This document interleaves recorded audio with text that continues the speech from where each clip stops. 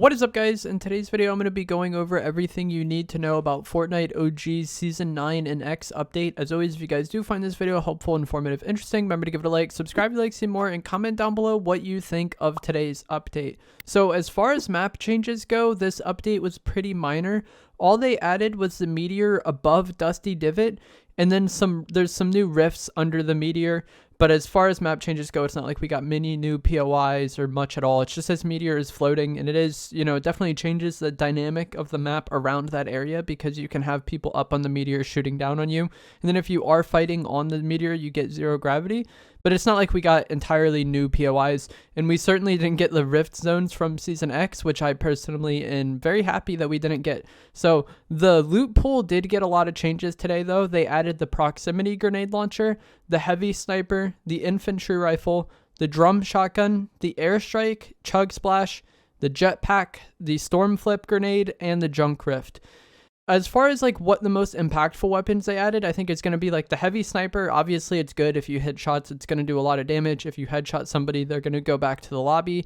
The proximity grenade launcher, I also think will be really good in zero build because as the name implies, it blows up when the grenade gets close to an opponent. You don't have to like hit the ground near them or like bank it off something. So if you have someone kind of like behind a piece of cover, like let's say you get a few shots on them and they go behind cover, you can just shoot this proximity grenade launcher at them. It'll blow up once it gets near them, and then that person, it does 70 damage. They're probably going to take 70 damage, and then they're going to keep sitting behind that cover, and you can just rinse and repeat this, or they're going to be flushed out from behind that cover. So I expect the proximity grenade launcher to be pretty annoying in zero build and in team game modes. I think it probably is going to be worth having somebody carry this. Also will probably be really good for flushing people out of like bunkers and things like that. The drum shotgun and jetpack is also going to be a really deadly combo. And I think for a lot of players, the drum shotgun is probably going to be the most effective for you. The drum shotgun is pretty much always like good or annoying when it's in the loot pool, but I think whether or not the drum shotgun is meta really depends on the other shotguns and the other weapons in the loot pool. And I feel like this season, like the pump and the tac, they're solid, but their range isn't good, and one of the main drawbacks of the drum shotgun is the range, and it's hard to outrange the drum shotgun with these. And then also they kind of require you to be perfect. Like the pump has good damage if you hit a perfect headshot, but the body damage on it isn't very forgiving. So I think if you're using like pump deagle and you hit great shots, then like sure, you're gonna easily kill the drum shotgun user. But I think the drum shotgun like stands a solid chance this season, and it's probably going to be the meta in zero build.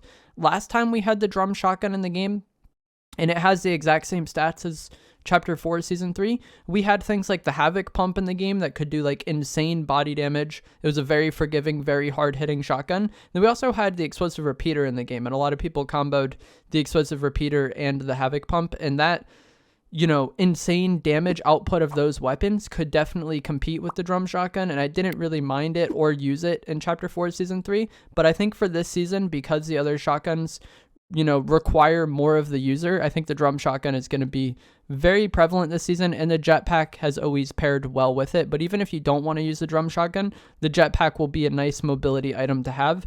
I was really excited for the infantry rifle to come to the game for this season. I thought it'd be really good in zero build, but after playing today, I just preferred the heavy shotgun. Like the infantry is good. It has pretty comparable body damage to the heavy, but it does have more headshot damage, and it has constant first shot accuracy, but it's single shot. It doesn't have the greatest fire rate, and it has a really low magazine size. And I feel like any fights that were just like kind of awkward, or like, when I was getting third partied and there's a lot of people involved, I would just rather have the heavy. And also the infantry wasn't that great at kind of like close medium range, which matters a lot because the shotguns this season don't have very much range. So there was like fights where I would typically use my heavy AR, where like using the infantry just didn't feel good. I'll probably play around with it more in the future, but so far I think I definitely prefer the heavy to the infantry. I didn't get to try the purple or gold version of the infantry rifle at all today. I just didn't come across it. I think my opinion would probably be higher with the higher rarity one because obviously it's better, but it has a higher magazine size and less recoil, which probably makes it a bit more spammable. There will be people that really like the infantry rifle though. I also got a lot of questions when I was streaming about the storm flip grenade, so I thought I'd talk about it here. But basically, it just does what the name says it does. It flips the storm. So if you throw it in the storm, the area the grenade occupies now becomes safe area. And if you throw it in the safe area, the area it occupies now becomes storm. For like the duration of the grenade, it kind of like makes a bubble, and then eventually it'll go away. So if you throw it in storm, it becomes safe. If you throw it in a safe area, it becomes storm. Pretty self-explanatory. In this update, the vaulted items were the drum gun, the hunting rifle, the combat shotgun, the quad launcher, the dynamite, the stink grenades, clingers, balloons, glider redeploy, and the buried treasure map. So quite a few vaulted items, a lot of like spammy explosives items vaulted, luckily. The combat shotgun being vaulted is interesting because it was actually introduced in Season 9, but I'm guessing for this, OG season, they just wanted to have 3 shotguns in the loot pool per week, and this is just kind of how it worked out. I think the drum shotgun would be a somewhat interesting counter, or the combat shotgun would be a somewhat interesting counter to the drum shotgun because of the range. Huge difference there, but the combat shotgun was vaulted in this update.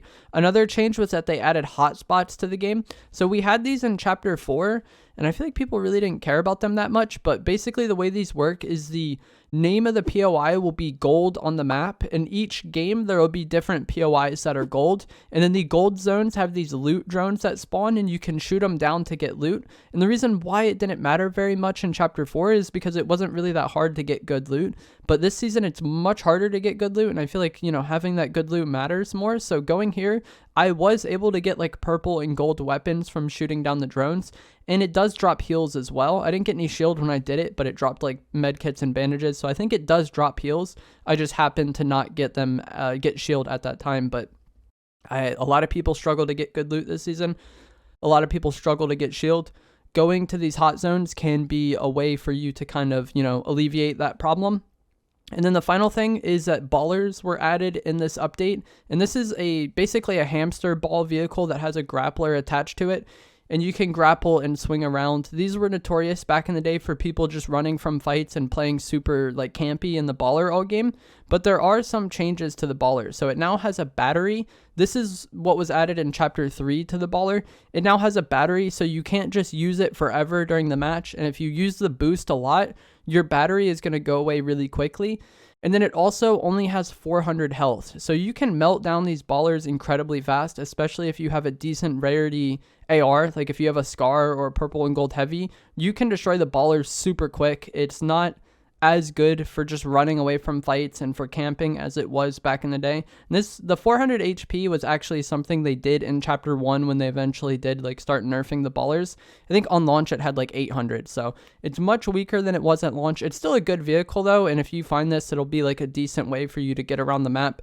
If you are using it, you basically just want to swing from like thing to thing. So like these trees here in Dusty, I'm like swinging from tree to tree, and then I'm kind of like building momentum doing that, and that's the way to use the baller. It's a very like momentum based vehicle, and it also does have a boost which you can use to kind of generate some momentum for yourself and a jump. But that is going to be it for today's video and this update. Let me know what you guys think of the Season 9 and X update down in the comments below, and if you found this helpful, informative, interesting, remember to give it a like, subscribe if you like to see more, and I will see you guys in the next one.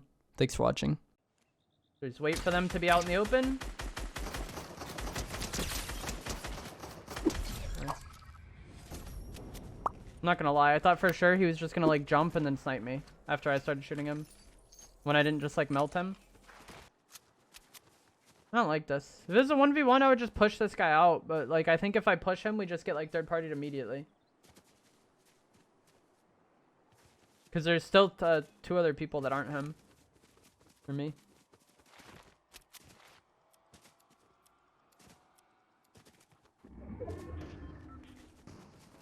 What's up, King?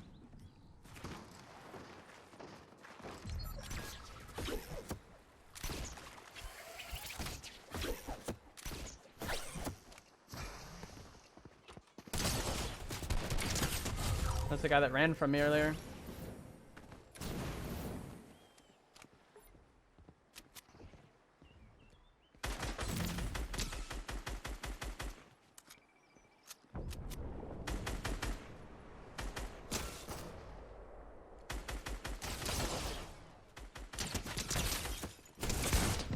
Jeez. You saw that baller just like evaporate? And if he had been in a worse spot, he would have just been dead right away. Like if he had been a little bit more forward when I broke his baller, he would have been screwed.